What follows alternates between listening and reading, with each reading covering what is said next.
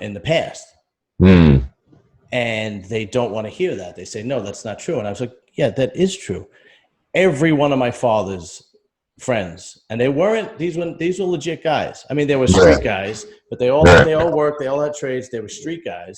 Every one of my father's friends had girlfriends on the side. Every, in Italian, you call them a gumata, but everyone, these were not mafia guys. Okay. These were regular street dudes. If you didn't have a girlfriend, you were looked at like you were a bitch. Like what? Like I couldn't even socialize with you. Right. Yeah. There were guys that had families, complete other families on the other side of town. And I think that is also in the black culture too, in generations past. Yeah. You don't see that as much as you used to. Which, and for good reason, right? I mean, I get it, but what it seems like to me that it's flipping. The women are taking on that role, but they can't really handle it because of their emotions, because of their lack of accountability, because they don't make as much money as men do, and so on and so forth. So you have these, and the fact that they could have children over and over and over with different men. The majority of time when I speak to a girl, even though they don't admit it, they've had, for example, I have a friend at the gym, a girl I know at the gym. She's got 3 kids from 3 different men, not husbands, 3 different men. Right. And the majority of guys that I talk to, it's even difficult to bring up women as a subject. Like I'll be in the gym, especially the younger guys, I'll be in the gym and some hot girl will walk by and I'll be like, wow, look at that. And then the guys are actually uncomfortable that I brought it up. Yeah. Uncomfortable? This is the younger generation. And okay, and I'm just gonna be straight. These are white guys. All right. Not necessarily, but these are white guys. But I'm talking like 20s, teens, so on and so forth. Every once in a while I'll get a knock around guy, right? Okay. But for the most part, and that seems to be where the generation is coming. Like they'll like kind of laugh it off like I'm joking, and I'll be like, no, the girl's got a fat ass. There's nothing, and the modern women seems to be where men are blaming, but I kind of have this idea that if men would just kind of know their worth a little bit more than like they used to, then I think these women would kind of would fall back in line, if for lack of a better term. I know that's a term, but what's your take on it? I think you're exactly right, man. Men don't know their worth, and they think that they have to submit to a woman or conduct themselves in a certain way to someone. A lot of times, and I think Coach Greg, you mentioned Coach Greg earlier. He said this, which when he said it, I completely agree with him. Everything he said in terms of this. He basically said, like, you are chasing a woman that most likely, most of the time, has mental issues. She may have a STD. She don't even have her shit together in life. And you're giving your all, trying to convince this woman to be with you when for a piece of, for a fuck or a piece of ass, whatever you want to call it, or a relationship. And she is nowhere near that level of trying to get her to that point. So it's crazy that men will go so far to do certain things to please a woman, knowing that, bro, and I hate to say it, you are the prize. Like, especially, I'm not talking, because there's a lot of dudes that watch channels that don't have shit going for themselves. Absolutely. You know, there are complete assholes out there. Absolutely. Yeah, they're living with their mom, or they're living with a friend. They don't have a stable job, but they feel like they deserve to be with a woman. Mm-hmm. But you have other guys who got their shit together, who aren't living paycheck to paycheck, who know what they want to be in life, and they just so happen to, shoot their shot at a woman, and she basically is like him and Han, I don't know, so on and so forth, and giving him a hard time. And 9 times out of 10, she's got so many issues that you don't even know about, that if you were to get involved with her, eventually, once you find these things out, you're like, why did I do this in the first place? Yeah, that's right. You know what I mean? And this I think that happens so often because of what we see on social media, what we see, when we go in these social areas, clubs, bars, so on and so forth. You never know what you're going to encounter, and then when you do end up getting, you just happen to get with her, and then you're like, how did I end up with this woman? I know she's toxic. I know she can't carry no conversation. She has no intellect. She's been through several quote unquote relationships, and we really don't have anything in common. The only time we really agree with each other is when we're laying in bed. You know what I'm saying? And I think that as we get older, like you said, I think you said you're a little bit older than me. As you get older, you think, why am I wasting my time on you? You're not even worthy at the end of the day. You're not even, and it's, even knocking her down, you're like, you're not even worthy to this point where I'm sitting here trying to convince you, and it's, you haven't really, your accomplishments, where you're at in life, so on and so forth. You have this mentality like you're above anyone else, and you haven't really accomplished anything in life. And it's not to be negative, but just the fact that you have this air about you, or this aura about you, that so many guys contact you on the daily or try to shoot their shot at you, which boosts your ego. But you'll have a certain guy, because you're so, the respect for men, in terms of women get, just imagine if you got approached by women nonstop every day, Yeah, right. like one of these celebrity guys. How you see women would completely change. You would just look at them really as a piece of meat, more so as you already do. But you would definitely look at them as a piece of meat if they're always contacting you, always trying to get with you. You're like, man, this is ridiculous. You really have no respect for them at the end of the day, if that was the situation. But that's what women deal with on the daily. So regardless of where you fit at on the socioeconomic spectrum, they're going to look at you as the same person.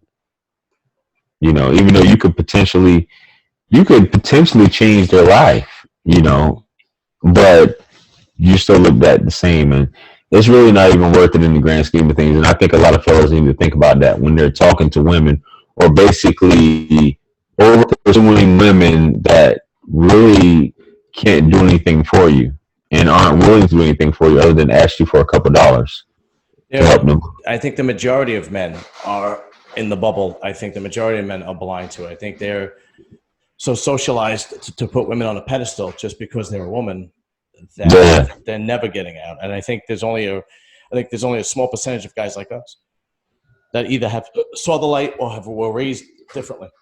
Yeah. So let's get into women's nature, which seems to be like a big topic. Rollo Tomasi talks about this. Kevin Samuels, Fresh and Fit talk about this, so on and so forth. The biggest thing that I see normally is accountability and lack thereof. Yes. And also, you and I are sitting here, we're having a conversation, and we're bouncing off each other. We're kind of learning off each other, right? Right. If I was having this conversation with a woman, she would take it as a personal attack. Of course. And try to defend herself.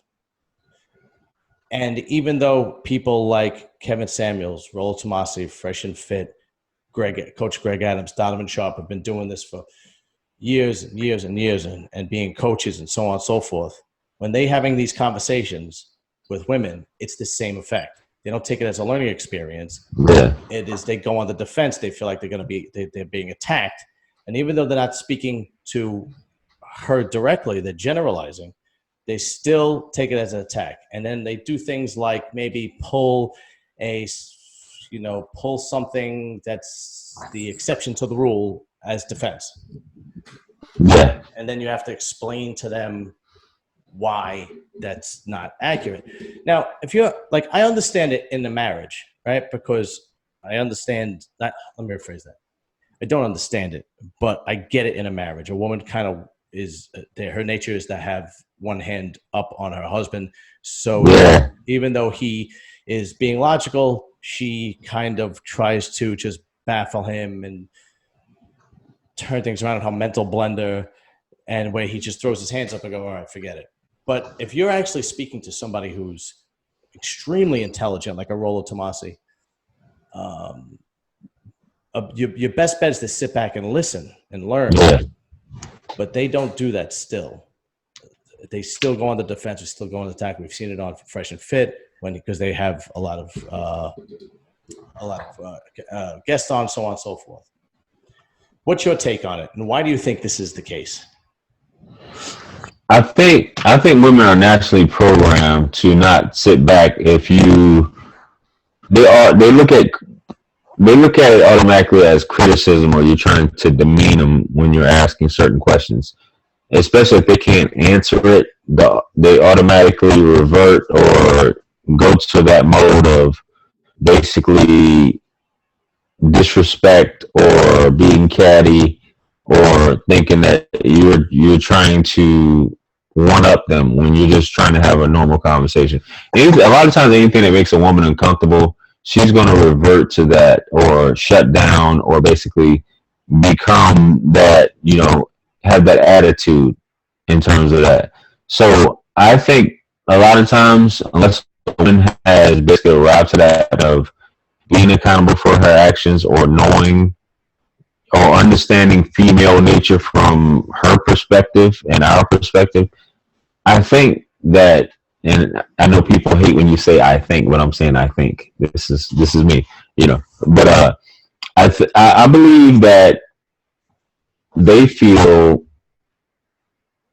that when you're saying these things, you're being condescending, you're trying to check them, he's automatically trying to make me feel less than what I am. So regardless of how crazy the point is that's being made, or regardless of how logical the point is that's being made, they are going to act crazy. Because I've seen it on shows, and it happens all the time. It's almost like a disconnection from reality. Hold on a second, man. Sure. That phone. Yeah, it's almost like a disconnection from. I know you can hear me here. Disconnection from reality, man. So that's my opinion on it. As far as actually connecting, I think there's something in them. Unless a woman has to really have been through some shit, or really awakened, if you will, to come to terms of saying, okay, I understand that I've been gaslighting this guy. I understand that, I was wrong, which is the hardest thing for a woman to admit, is that she's wrong. I was wrong, and I own my own shit of what I've done. But it just seems like that number of women is very rare. And I just did a video on this today. I'm gonna put it out tomorrow about the exact same topic which you're talking about right now. It's very rare for a woman to admit that she's wrong. If she does, I think for me personally, that's sexy to me. For a woman to admit, hey, I was wrong, and to apologize, but that seems like taboo, completely, to admit as a woman that you're wrong on something and you apologize and be proactive in it, not for a man to ask you for an apology, but just for you to come about and say that I apologize, I was wrong, I was I was over the top in this situation. So, let's move on. Let's communicate. Let's have some effective communication in this, and let's keep it moving. Let's get some understanding in this, which is what adults do. The logical part of it, as opposed to the emotional part of what a woman does. She's going to take offense and want to argue. Mm-hmm. So that's my thoughts on that question. I agree, and I also agree that it is my opinion, and I think my opinion is accurate, that this is nothing new in women's nature. Young guys, or they say, to modern women are not accountable. It's just that modern women are in a different position now. They're more independent, and they're more independent. And when they lack the accountability, when they have independence, then it becomes a problem, right? But quick story, just my mother is 86 years old. Oh, wow. Traditional Italian woman. My father passed in 2004. Traditional Italian women. So this is just a quick story as to how not accountable women are, and it is nothing new. I'm the youngest of three boys. I was an oops baby. My oldest brother is 14 years older than me, Okay. Right. So by that point, and my mother will never admit this, but it's true, she was sick of being a mother. She didn't want to do it anymore. She had me at 41 years old. Wow. Okay. She had me at 41 years old in 1976, which was unheard of with no science or anything like that. Right. Obviously. Yeah. 76. Yeah. So I do this joke where I go, if I dropped my lollipop as a kid, that went right back in my mouth. Right. Because she wasn't cleaning it off or anything like that. She was really sick and tired of being a mom. You know, all right. So I used to like to drink juice when I was a kid. Mm-hmm. And my mother used to give me a juice in a bottle and send me to bed. And I used to say, my brothers used to tease me. I used to say, think of Bobby juice, which means drink a bottle of juice. And I was like, 3, 4 years old, whatever. So my baby teeth were coming in. My mother would just give me the bottle of juice, send me off to bed because that's what I wanted. And instead of saying, no, you can't have juice before you go to bed, there's too much sugar, she just didn't care. She'd give him the juice, let him go to bed. So inevitably what happened was I had bottle rot, which is all my baby teeth rotted. Yeah. Okay. So they had to take me to the dentist and they had to put me under and they had to remove all my baby teeth, my old front baby teeth. And when I was 4 or 5 years old, whatever it was, I don't even remember, I actually had false baby teeth until my adult teeth grew in. Until this day, if you ask my mother how that happened, she will say that she asked my pediatrician if it was okay, and my pediatrician said it was fine, that I could fall asleep with a bottle of juice in my mouth every night. So when I got a little older, when I was young, I believed her. When I got a little older, I said to my mother, I said, Ma, you mean to tell me that a doctor who's been through college, medical school, passed his boards, and was practicing medicine for 15, 20 years doesn't understand the concept of sugar? And right away she goes, yeah, that's exactly what happened. And I was like, all right. Yeah. This is, so the lack of accountability is nothing new. So how my father dealt with it was, like I said, he just did what he wanted. He just yesed to death and did what he wanted anyway. Yeah, absolutely. Yeah. So, actually, I wanted to ask you a couple of fun questions. The first thing was, you cover a lot of Kevin Samuels stuff. You cover some other people too.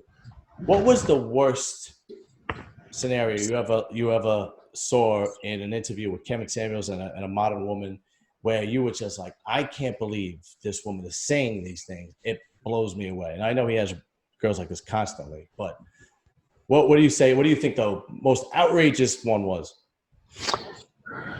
So I think the most outrageous one is probably the one that, and I don't know if you've seen it, but other people may have seen it. This young lady named Jen, she went on there. Basically, she was married, and this is the one where she wanted to leave her husband for her ex. I don't know if you've seen that. And Kevin was like, "You by far the worst person that I have ever interviewed." I know her personally, not Really? not as in she's from my town, but she started following me on YouTube way back, like years ago. Okay. And I'm a realtor, and I also work on people's credit as well. Okay. So I worked on her credit and her husband's credit in terms of it. So that's how I knew her. So she got, and when I saw her, when I first started working with them, I thought it was weird anyway, because when I was working on their credit, I saw her age and I saw his age. I'm like, that's weird. And they're from, two different backgrounds. She was older and he was younger.